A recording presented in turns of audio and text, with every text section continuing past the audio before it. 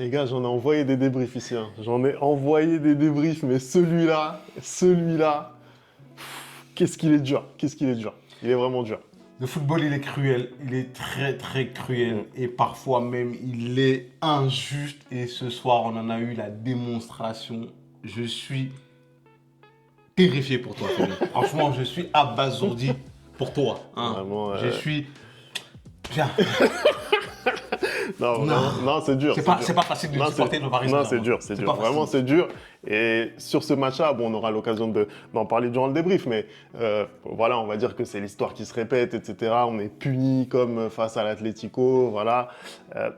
Mais ce soir, ce que j'ai vu, honnêtement, surtout par rapport à tout ce qu'on disait en avant-match sur le fait que Liverpool est peut-être dans la forme de sa vie, bah, ce que j'ai vu ce soir me fait penser qu'on n'est pas encore en dehors de la compétition. Voilà. Bah écoute, je pense que tu vas lancer le générique, on va pouvoir en parler, hein, parce qu'il y a beaucoup de choses à dire sur ce match-là. Et je pense que peut-être que ta lecture du match n'est pas vraiment exacte, hein, je te rejoins en partie, mais je pense aussi qu'il y a des éléments qui me font croire que peut-être que c'est terminé pour vous. Voilà. Ok, bon, on va en débattre. S'il vous plaît, je vous le demande comme un service pour me réconforter. Likez la vidéo, abonnez-vous, ça nous aide beaucoup au référencement, ça nous aide à ce que les vidéos soient le plus vues possible et on peut envoyer le générique Anderson. C'est parti!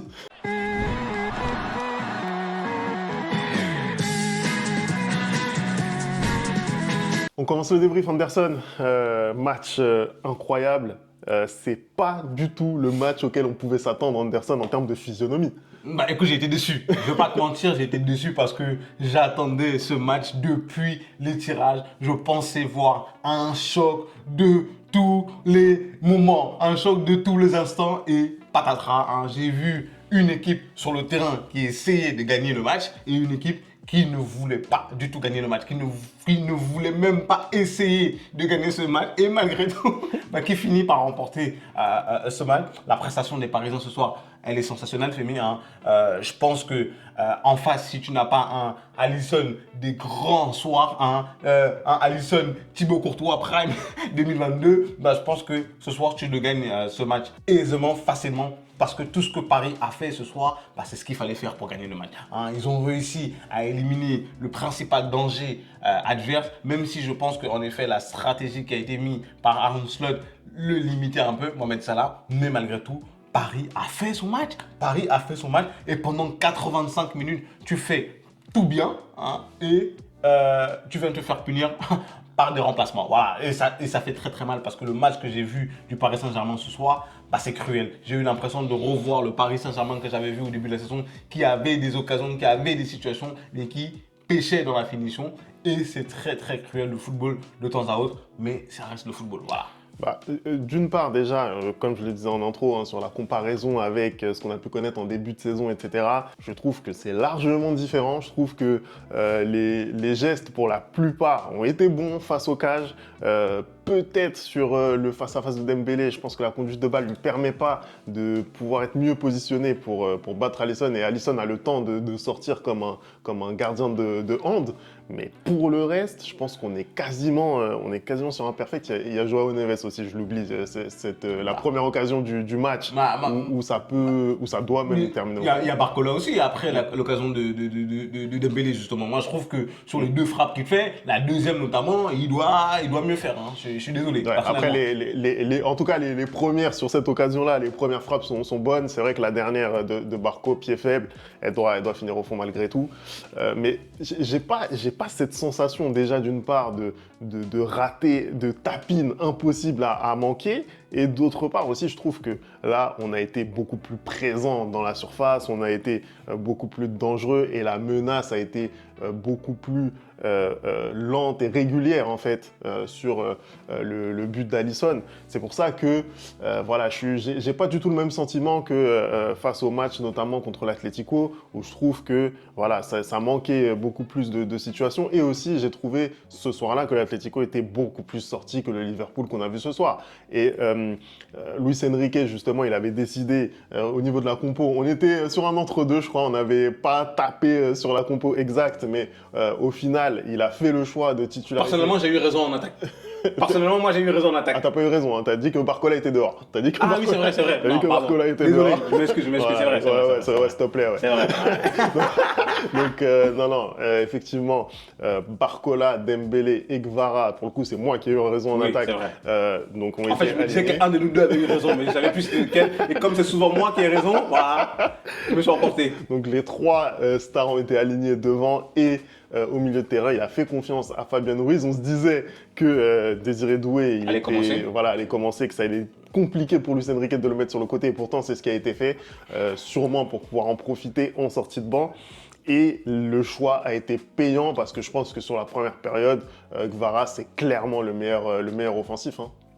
Clairement, c'est le joueur qui ramène le plus de danger, c'est celui qui bouge le plus, c'est celui qui tente, hein, c'est celui qui fait énormément de frappes, même si je trouve que personnellement, il aurait beaucoup plus pu gêner Trent Alexander-Arnold avec Barcola quand ils n'arrêtaient pas de changer de position, parce que pour le coup, je te l'avais dit en avant-match, pour moi c'est vraiment le côté faible de Liverpool, et on a encore vu ce soir que c'est vraiment sur lui qu'il faut insister, et j'ai trouvé que les avants parisiens n'avaient pas assez insisté sur Trent. Je pense qu'il fallait vraiment aller chercher quelque chose de ce côté-là, mais sinon, en fait c'est très très dur aujourd'hui d'analyser ce match de Paris, parce que pour moi absolument tous les joueurs ont fait leur match, et quand tu regardes même les notes qui ont été données, il n'y a pas un seul joueur hormis Donnarumma qui n'est pas en vert en fait, parce que tous les joueurs ont été bons, mais malgré ça, ça ne se fait pas en Ligue des Champions parce qu'il y a le détail. Aujourd'hui tu me dis que en effet tu n'as pas eu l'impression de ce tap-in qui est raté ou autre, mais en fait le niveau de la Ligue des Champions c'est au-dessus justement de ce tap-in là, c'est-à-dire qu'à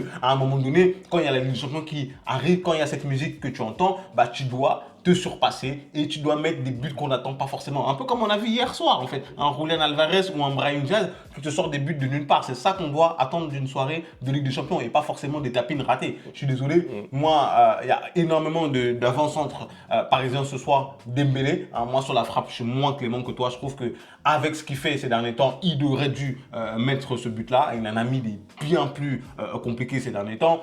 Je te l'ai dit, Barcola, Kvaratskhelia, lui, c'est plus difficile parce que lui, les frappes, à chaque fois qu'il tentait, elles étaient vraiment sorties de nulle part et ça se reconnaît à Alisson.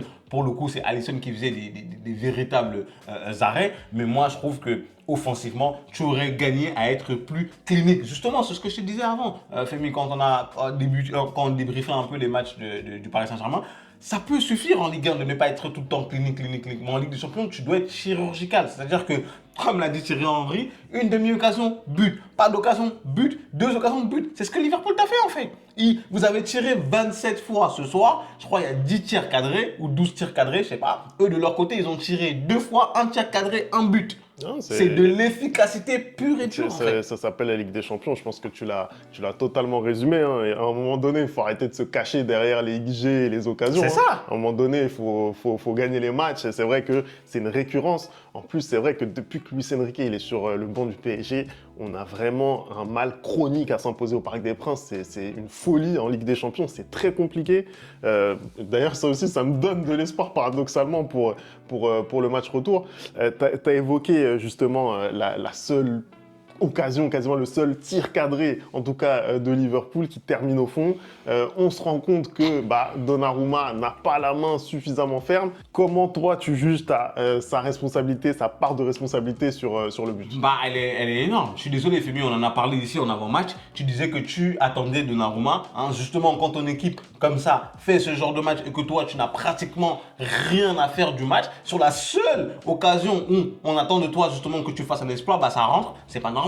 Je suis désolé. Tu dois avoir la main bien plus ferme. Quand tu regardes aujourd'hui le match de son compère de l'autre côté, c'est abyssal en fait. C'est-à-dire qu'à chaque fois, lui te sort des arrêts qui sont presque impossibles. Là, on t'ouvre. En plus, comment Harvey Elliott arrive, tu sais très bien qu'il va ouvrir le pied. Tu sais très bien qu'il va ouvrir le pied. Toi, tout Donnarumma que tu es, tu dois pouvoir avoir la main ferme, limite même anticiper sa frappe. Et le fait que j'ai pas envie de dire que tu plombes ton équipe, parce que c'est pas toi qui plombe totalement ton équipe, mais voilà, tu n'aides pas totalement ton équipe. Et moi, ça me désole. Et je comprends ce que tu me dis, quand tu me dis que oui, dans les grands matchs, il n'est pas forcément au rendez-vous, parce que ce soir, il n'avait pas grand. Je t'ai dit, Liverpool a tiré 2 fois, et une seule frappe cadrée, et il y a eu but. Non, c'est n'importe quoi. C'est du n'importe quoi, on est d'accord. C'est n'importe quoi. Et en plus, la similitude de ce but avec le but justement marqué par l'Atlético, je ne sais pas si toi ça t'a fait cette sensation, non, mais le but est quasi similaire et la boulette de Donnarumma entre guillemets est quasi similaire. Déjà, encore une fois, sur l'ensemble du match, Donnarumma, voilà, même sur le contact avec Darwin Nunez, on sent que c'est compliqué, on sent que c'est difficile pour Donnarumma. Et là, encore une fois, tu as besoin qu'il te fasse l'arrêt. Tu l'as dit, je pense que le tir n'est pas super bien placé, pas super bien masqué. En plus, on sait quasiment où il va la mettre. Ah, il a carrément orienté son corps avant de tirer. Et malgré tout, Donnarumma qui n'arrive pas à la sortir. Pourtant, il est dessus, tu vois ce que je veux dire? C'est ça, en fait, qui te donne du regret, c'est qu'il est dessus, il n'arrive pas à la sortir. Donc, ça commence à faire beaucoup pour Donnarumma. Je vais pas l'accabler non plus, mais en tout cas... Voilà, ça commence à être compliqué. Toi, sur le match Anderson, est-ce que tu as vu des individualités qui t'ont déçu côté parisien? Parce que, bon, voilà, malgré tout, il y a forcément une défaillance. Quand tu tires autant, il y a quasiment 30 tirs et tu n'arrives pas à marquer. Est-ce que toi, tu vois une explication côté parisien à ce manque de réalisme, en fait? Qu'est-ce qui n'a pas marché, en fait? Aujourd'hui, je ne peux pas te dire qu'il y a une individualité côté parisien qui n'a pas marché. Ce serait mentir. Je suis désolé, que ce soit Dembélé, que ce soit Barcola, que ce soit Kvaratskhelia, que ce soit João Neves, que tout le monde a fait son match. Mais il y a des soirées comme ça où, quand tu ne marques pas, quand tu n'arrives pas en fait, tu n'arrives pas, ça veut quand ça veut pas, tout simplement. Et c'est un des soirs pour Paris, c'est un de ces soirs pour Paris, parce que ils n'auraient rien pu faire de mieux en fait. Je pense qu'ils ont essayé de faire ce qui était en leur possible, et au contraire même, je trouve qu'ils ont fait bien plus que ce qui était attendu d'eux, parce que moi j'ai été surpris par la tactique de Liverpool ce soir. Je m'attendais, comme tu l'as dit en avant-match, à voir un match qui allait aller dans les deux sens, alors que j'ai compris très très rapidement que Liverpool avait fait le pari de venir au parc en repartant avec un match nul. Et ils n'ont même pas essayé de jouer. C'est intéressant que tu dises ça, parce que au début du match, moi, j'ai pas eu cette impression. Au début du match, j'ai senti plutôt un Liverpool qui était haut sur le terrain, qui gênait vraiment la première relance du PSG. On a vu notamment que ce soit Pacho, que ce soit Nuno Mendes, ils avaient énormément de mal à sortir en fait le ballon et à trouver les relais au milieu de terrain. Ça a duré peut-être 10 minutes. Ouais, 10 minutes, un quart d'heure. Mais après, ils ont totalement abandonné le ballon. Mais qu'est-ce qui explique ça en fait? Parce que au final, voilà, Liverpool, je pense pas qu'ils se disent, ok, on va parquer le bus pendant 90 minutes. Je pense pas. Je pense qu'ils ont été quand même surpris du niveau qui a été imposé, notamment au milieu du terrain, par cette équipe. Ça, c'était au début du match. Mais ensuite, je pense que tu peux être surpris du niveau que impose Paris, mais après, ça change pas ta philosophie de jeu. Et moi, quand je vois une philosophie de jeu qui est la même pendant 90 minutes, je suis désolé, mais je suis en mesure de penser que c'était le plan qui était prévu dès le départ, et que justement ces 10 premières minutes, c'était peut-être une anomalie, parce que de voir Liverpool jouer comme ça, c'est la première fois depuis le début de la saison qu'ils jouent comme ça. Peu importe le match, c'est la première fois. Parce que dans le sens inverse, ça aurait été logique. Là, ils arrivent à sortir pendant 10 minutes, un quart d'heure, et après, ils sont recroquevillés. Mais parce que je pense que peut-être aussi qu'ils ont eu quand même, pendant ces 10 premières minutes, ils ont vu quand même que s'ils s'exposaient trop, ils pouvaient être punis. Et au final, ils ont fait le choix de jouer de cette manière-là. Et c'est pour ça que justement, quand tu parlais en intro, tu disais que ouais, tu n'as pas totalement perdu espoir pour le match retour. Moi, je suis convaincu à 400% qu'au match retour, ils vont pas du tout jouer de cette manière-là. Je suis convaincu que devant leur public, en fait, j'ai eu l'impression pendant plus le match avançait, et plus j'avais l'impression qu'ils se disaient, on va faire match nul ici et aller terminer le boulot chez nous, devant notre public. Et le fait que ce but-là de Elliott arrive, c'est tombé comme une aubaine, en fait, comme une bénédiction. Et ils vont encore plus aller chez eux avec leur public qu'on sait qui est bouillant, essayer de terminer le match là-bas. Et quand on sait que le Paris Saint-Germain cette saison en Ligue des Champions, c'est pas l'équipe qui se déplace le mieux. C'est pas l'équipe qui à l'extérieur arrive à gagner le plus de matchs. Ça renforce encore plus ce sentiment-là. Maintenant, est-ce que ça me surprend qu'une équipe comme Liverpool, qui est la meilleure équipe, en tout cas de ce que les gens disent, et puis même moi-même sur la chaîne, j'ai dit, la meilleure équipe d'Europe vienne proposer ce football-là ce soir. Oui, pourquoi? Parce que je ne suis pas habitué à voir ça de la part de Liverpool. Mais est-ce que ça me surprend qu'une équipe qui est censée être plus forte joue comme ça? Non, parce que c'est ce que je vois tous les jours avec mon équipe qui est le Real Madrid, qui sait faire le dos rond quand elle affronte une équipe qui est très très très forte et qui va arracher la qualification à domicile. Et je pense que c'est vraiment ce que Liverpool finalement a essayé de jouer, parce que même à la fin, quand tu vois que il sort Salah, qui était, je pense, éreinté physiquement, pour au final rentrer Nunez et lui, il a fait des bons changements pour le coup. Non, pour le coup, les changements d'Arne Slot sont payants, puisque les deux sont sur le but, Nunez et Elliott. Mais sur l'analyse vraiment du match, je suis mi-figue, mi-raisin, parce que j'ai pas l'impression que ça soit maîtrisé en fait de la part de Liverpool. J'ai vraiment l'impression qu'ils ont subi les événements tout au long du match. Après, effectivement... Après, tu le disais justement dans l'avant-match qu'ils étaient capables de subir sans encaisser de but, contrairement au Paris Saint-Germain, c'est ce que tu avais dit. Ah, mais clairement, Liverpool, ils ont beaucoup plus de cordes à leur arc et ils sont capables de défendre très bas pendant très longtemps avec un niveau de concentration qui est assez impressionnant. Ce soir, on a vu qu'il y avait quand même très peu d'espace, que le bloc il était vachement compact, tu vois ce que je veux dire, mais malgré tout, il y a eu énormément d'occasions, tu vois ce que je veux dire. C'est pour ça que c'est pour moi, en fait, la sensation visuelle que j'ai, c'est que c'était vraiment pas maîtrisé. Contrairement, encore une fois, à des matchs comme l'Atlético, etc., je trouve que là, ce soir, c'était de la part de Liverpool, j'ai vraiment été surpris et déçu de la presta que j'ai vue. Maintenant, Liverpool a toutes les cartes en main pour aller se qualifier. Bien sûr que ça sera pas du tout le même match à Anfield. Ils ne pourront pas jouer comme ça c'est sûr et certain. Peut-être que c'est pas forcément une mauvaise nouvelle pour le PSG. On écoutait à l'instant Vitinha qui disait justement au micro de Canal que voilà, on verra la vraie personnalité de cette équipe, que ça faisait longtemps qu'ils n'avaient pas perdu et que maintenant il faut montrer de quoi on est capable. Moi, je suis sur la même ligne, c'est-à-dire que maintenant, voilà, tu veux exister, tu veux aller plus loin en Ligue des Champions. Certes, tu fais face à la meilleure équipe d'Europe. Ce soir, tu les as éparpillés, clairement. Donc, footballistiquement, tu es capable, tu as les armes pour au moins bien figurer à Anfield, tu vois, sans forcément dominer comme tu l'as fait ce soir, mais tu auras clairement des opportunités à Anfield, on le sait maintenant, on sait qu'on est haut niveau, ça ne veut pas dire qu'on va se qualifier, mais on sait qu'on sera capable de montrer quelque chose à Anfield. Maintenant, il faut être capable de passer le step qui te permet de te qualifier, tout simplement, voilà. Bah écoute, je pense que il a bien dit, Vitinha, je pense qu'il a dit qu'au match retour, ils auront les buts en plus, parce que c'est vraiment ça qui manquait ce soir côté parisien. Est-ce que tu n'as pas quand même un sentiment de frustration quand tu vois le match qu'a livré ton équipe et finalement ça se termine par 1-0 pour l'équipe adverse? Évidemment que t'es frustré, Nous, voilà, nous on est des compétiteurs, on a envie de gagner, tu vois ce que je veux dire. On a envie de gagner, on a envie de, voilà. Clairement, quand tu vois ce match-là, tu te dis ça peut finir en 1, 2, voire 3-0. Tu t'y prends à y croire, tu vois, t'as envie de. Mais malheureusement, encore une fois, le scénario se répète, on n'arrive pas à marquer les buts, on le paye cash. Qui te dit maintenant qu'en ayant gagné 1 ou 2-0, t'aurais pas pris la foudre à Anfield, tu vois? Moi, franchement, le football m'a appris à être modeste.